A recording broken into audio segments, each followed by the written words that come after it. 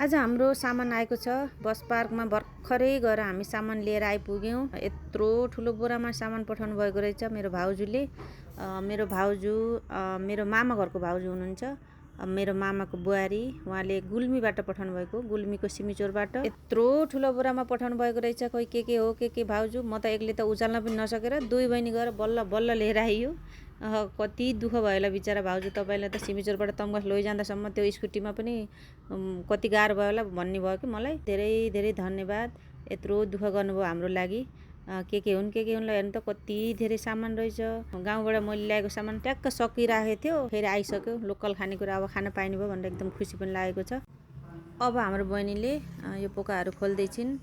यसभित्र के होला भन्ने खुल्दुली भएको छ उनलाई। अब खोल्न थालिसकेकी छिन्। ओहो, यसमा काँटा पनि रहेछ, कपाल बान्ने काँटा रहेछ।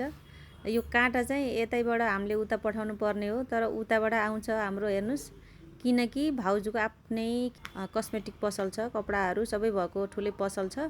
त्यो भएर भाउजूले ल हेर्नु त 6वटा काँटा पठाउनु भएको रहेछ। हामी दुई बहिनीको लागि पठाउनु भएको रे। धेरै धेरै धन्यवाद भाउजू। अनि ल हेर्नु, यो दाल हो, केराउको दाल होला सायद। हाम्रो मामा घरमा केराउ एकदमै धेरै हुन्थ्यो पहिलेदेखि। त्यो लोकल केराउ हो। अनि यो पनि अर्कै सिमीको दाल होला। यो बेसार रहेछ। अनि चामल, लोकल चामल।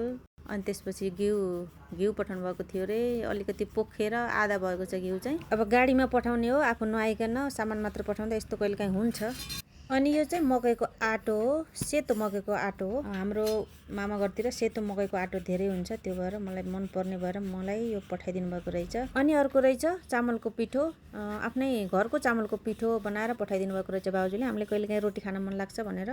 यति नै हो। धेरै धेरै धन्यवाद है भाउजू, तपाईँलाई।